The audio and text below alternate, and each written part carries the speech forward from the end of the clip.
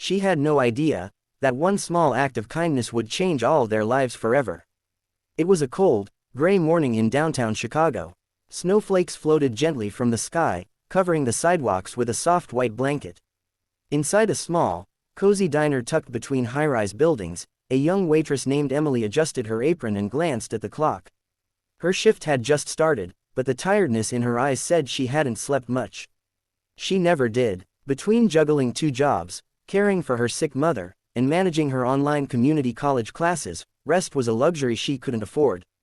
Yet, every morning, she greeted her customers with a warm smile, because that's who she was: kind, compassionate, and quietly strong. It was just another Tuesday morning, or so she thought. As the bell above the diner door jingled, Emily turned to see a man walk in with a little girl wrapped in a worn-out pink coat. The man looked about 40, with stubble on his face, sunken eyes, and the kind of weariness that life imprints on people who've seen too much too soon. The girl, maybe 6 or 7, clutched his hand tightly. Her eyes were curious but tired. Emily watched as the man led the girl to the corner booth, trying his best to smile for her. He looked around cautiously, almost embarrassed, as if being in a public place made him nervous. His clothes were clean but faded, his shoes scuffed. They sat quietly, saying nothing. Emily walked over with a notepad in hand. "Good morning," she said softly. "Can I get you anything?" The man looked up, startled, like someone pulled from deep thought. Just a coffee. Black. That's all." Emily glanced at the little girl. "And for your daughter?" He hesitated. "We're okay. Just the coffee." Emily smiled gently. "Got it." She walked back to the counter, heart aching. She knew that look. She'd seen it in her own father's eyes when he lost his job and couldn't feed the family. She saw it every time she looked at herself in the mirror after another 14-hour shift. Quiet desperation. The man clearly hadn't eaten, and his daughter looked like she hadn't had a warm meal in days. Without telling the cook, Emily prepared a second cup of hot chocolate and a plate of pancakes with strawberries, her favorite when she was a child. She paid for it with her own tip money. When she returned to the table, she placed the coffee before the man and the pancakes and cocoa in front of the little girl. The man looked up, surprised. "I didn't order this." "I know," Emily said. "It's on the house. Kids can't start their day without something sweet. Trust me, it's diner rules." The little girl's face lit up. "Thank you," she whispered, eyes wide as she stared at the strawberries. The man blinked quickly. His voice was low. "That's very kind of you. You didn't have to." "I wanted to," Emily said with a soft smile, then walked away before he could say more.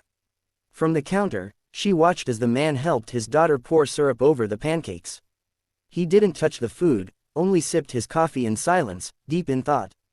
Emily saw him pull out an old phone, scroll through a few photos, and then put it away, as if the memories hurt too much. What Emily didn't know was that the man sitting at that booth wasn't just another struggling father.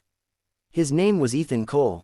Just 2 years earlier, he was a millionaire CEO of a tech firm that made headlines for its meteoric rise. A brilliant mind with a humble beginning, Ethan had built everything from scratch. But success came at a price. He lost his wife in a tragic car accident. Her death shattered him. He withdrew from his company, his friends, and his world. Eventually, he handed the company to his board, sold his house, and took his daughter away from the life that constantly reminded them of what they had lost. That morning, Ethan had no destination. He had checked out of a motel after 3 nights, almost out of money. He didn't care about wealth anymore. All he wanted was peace, to find some meaning in the mess his life had become. The only thing keeping him going was the little hand that held his every morning, his daughter, Lily. After breakfast, Ethan stood to leave. He approached the counter quietly. Emily was refilling a customer's coffee. "Excuse me," he said.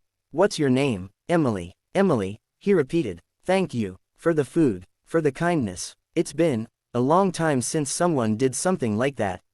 She smiled. "Sometimes all it takes is a little kindness to get through the day." He nodded, hesitated, then left. Days passed. Emily forgot about the incident. She had a dozen other worries. Her mother had a health scare again, and bills were piling up. She picked up extra shifts, worked double weekends, and even considered quitting school. Then one morning, the manager called her to the back. "You've got a visitor." Emily stepped out to find a man in a tailored suit waiting for her, a sharply dressed stranger with a gentle smile. He introduced himself as David, assistant to Mr.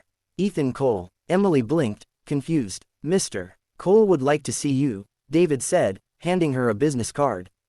It was embossed with the name of one of the largest philanthropic foundations in the country, the Lilly Foundation. Why would he want to see me?